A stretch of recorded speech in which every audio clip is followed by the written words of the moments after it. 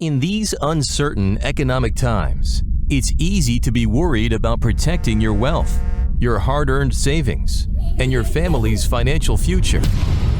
Plunging interest rates, the devaluating dollar, and political unrest constantly threaten what you have worked hard to earn and all that you own. That's why now it's more important than ever to protect your assets and have the money you need to make your dreams come true. Welcome to the Global Wealth Fortress Report with successful global entrepreneur and wealth preservation expert Joel Nagel. Joel's helped thousands of people just like you protect what you have so that you can make even more and make your every dream come true.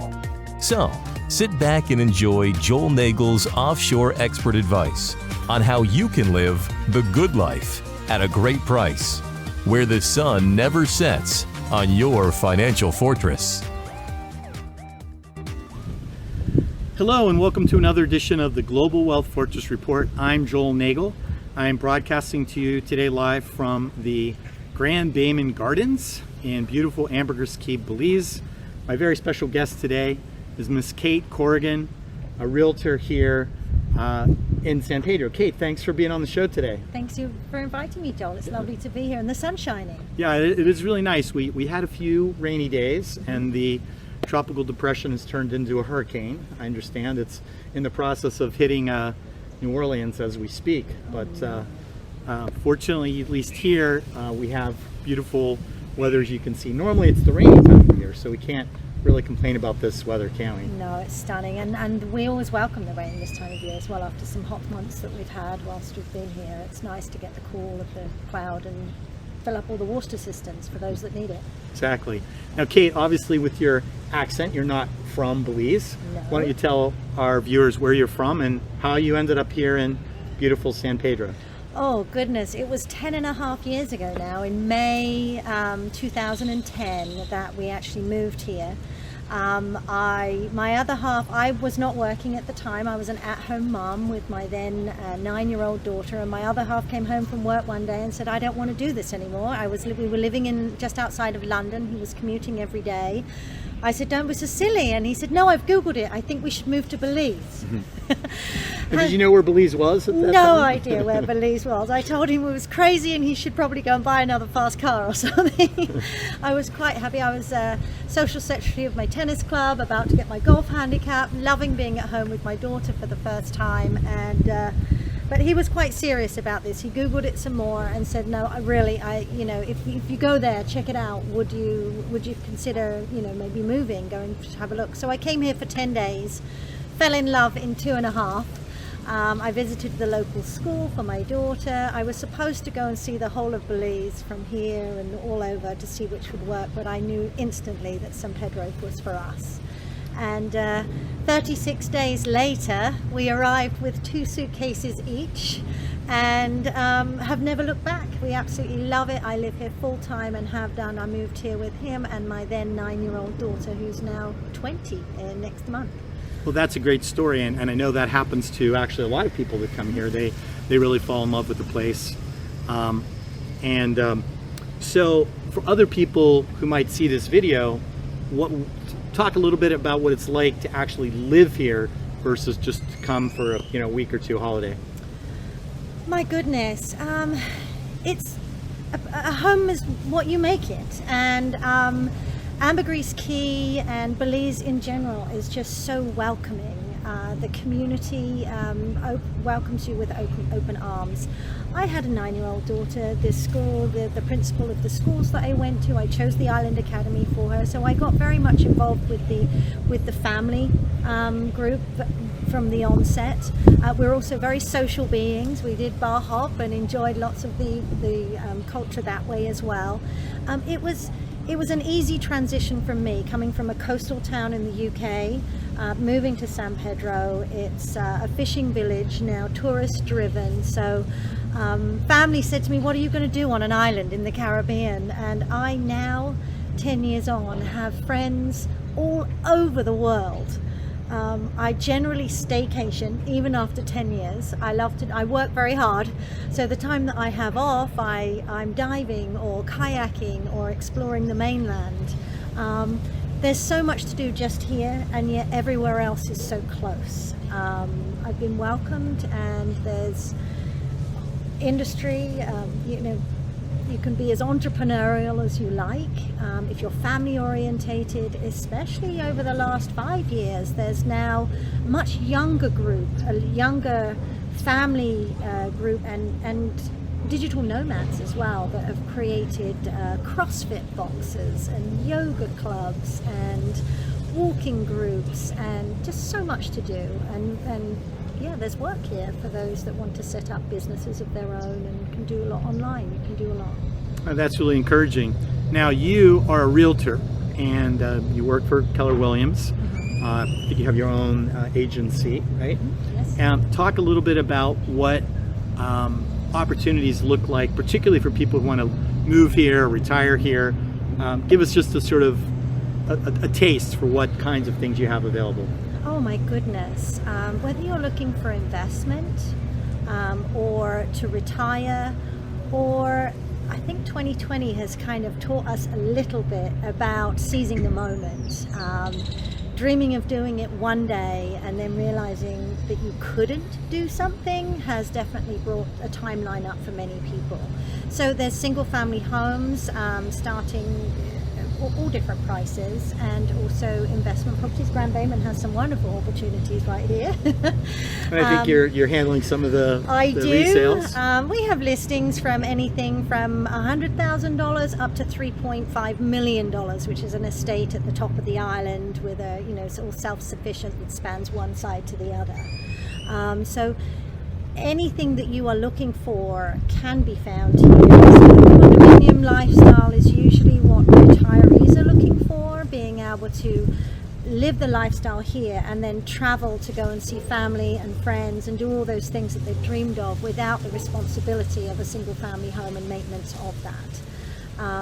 That seems to be quite a lot what people are looking for. Okay. And if folks want to get in touch with you about your listings, why don't you give them your contact information? Of course. My website is frontstreetbelize.com. My email, kate@frontstreetbelize.com, and you can call me on my WhatsApp, which is a Belize number, 501-632-4102, or my US cell number, which is 321-300-9399. All right, perfect. I hope that's a nice little commercial for you. Thank you. Now, I can't let you go without talking a little bit about the last 6 months here. You stayed. A lot of people, even expats, left to go back to wherever they came from. A lot of Belizeans that work here and live here also went back to other districts. So the island itself is pretty, I don't want to say it's a ghost town, but it's a borderline ghost town. Now, you've been here the whole time. Yes. Talk just a little bit about what it's been like to live here during this pandemic. Secretly, I've loved it. It's allowed me to be able to connect with everybody throughout the world and just say hello. And also, I get to wake up every morning and look out onto this beautiful ocean. Even quarantined when we weren't allowed to leave our homes just to make sure that we weren't spreading the virus and nipping it in the bud. I love my home, and luckily with technology we were connected. And it's been great. I mean, there's been some other expats on the island. We've put together dive groups. We've dove. So it was an opportunity to connect with friends. I don't know that I would have wanted to be anywhere else in the world. We had all the foods that we wanted delivered to our homes if we wanted. All the restaurants that we love, our favorites, have been able to deliver food to us. I didn't want or need for anything. And I got to quarantine on a Caribbean island, which was quite nice, actually.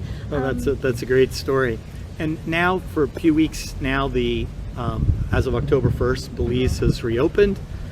People are starting to trickle back. We're seeing snowbirds and property owners. I know some of the people up in northern Canada have already, come down for the winter.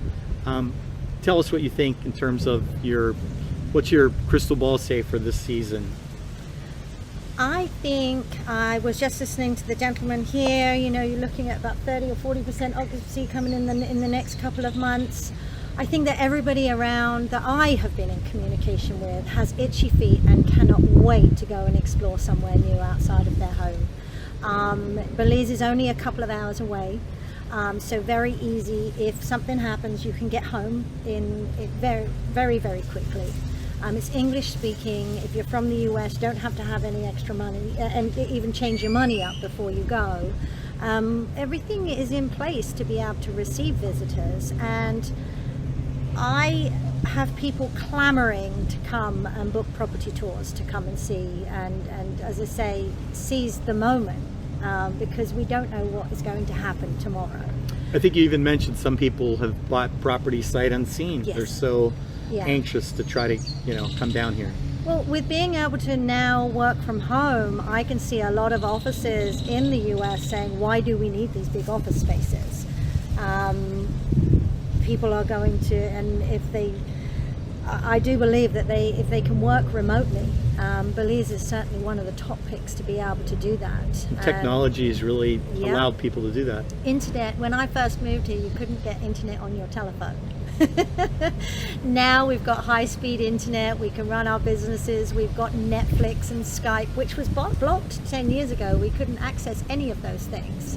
So we see lots of the digital nomads coming here, people that are working in Silicon Valley come and base themselves here, doing client meetings online and diving and snorkeling in their spare time and sailing. It's just really nice to see. And you actually use that technology to give tours. Why don't you just touch on that? Yeah, well, every Friday at 10 o'clock you'll find me at a house somewhere on Ambergris Caye. When COVID hit, I just decided that I would continue to do that, and actually for a couple of months doubled it up. I was doing it virtually from my commuter when I wasn't allowed to leave my home, and now I go out and do virtual showings live. It's a little quirky, it's me. I have now invested in a gimbal, which is a device that moves me around a little bit slowly, but I literally walk you around the property and live stream that through Facebook. So you can see really what the properties look like. I walk you around the grounds and I'm there to answer any questions. I do have a YouTube channel now. Tell them what it is. It's Front Street Belize, all the same. Website, email and YouTube is Front Street Belize, and you can see all of my properties on there and also my quirky tours. And I did a couple of interviews. I haven't been as consistent as you have though, Joel. Well, Kate, I want to thank you for taking time out of your schedule to join us today. This was really an excellent episode. We try to talk about everything on this show, and I think you've really driven home the points about the fact that you can really live comfortably here and work comfortably here, anywhere in the world. So thank you for joining us today. Thanks for having me. On that note, I want to thank you for joining us, and we'll see you next time on the Global Wealth Fortress Report. Until next time, see you tomorrow. Thanks for joining Joel Nagel and the Global Wealth Fortress Report, a whole new approach to asset protection and estate planning, so that now you can live the good life at a great price, where the sun never sets on your financial fortress.